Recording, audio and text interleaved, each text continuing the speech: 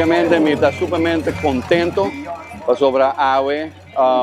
No se logra no solamente en meta de ter evento bom organizado, pero está hobby bom atendido também, com 2.501 participantes comparado com o ano passado, nós subimos um, de qual me quer que o mercado local está dentro da carreira de 2.500 atletas que estão ativos no deporte aqui.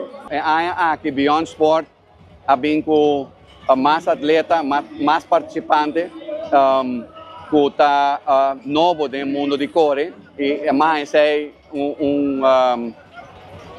aporte hobby grande, não somente para nós, mas para o deporte também e para nós. E outro lado está com nós, tem aqui 5 voluntários de nossa mesma empresa a assistir Beyond Sports de Puxa e Garoshi com o cliente que está participando com Beyond Sports. 2, 1.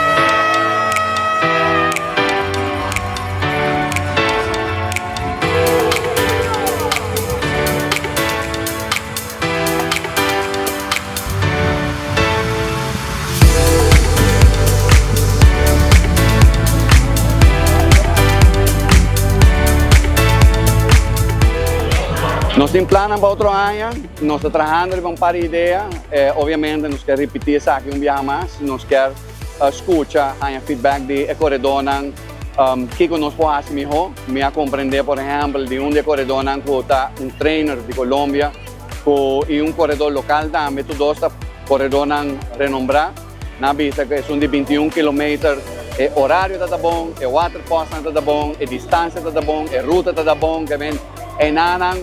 Nós temos hobby bom em cada outro, dando um time de voluntários e organizações Patrícia Sports e Turene a make it happen. De outro ano, nós vamos escutar feedback que nós vamos fazer melhor, porque aqui está outro com um run de carreira mesmo que nós vamos fazer melhor. E outro ano nós queremos subir para dia mais.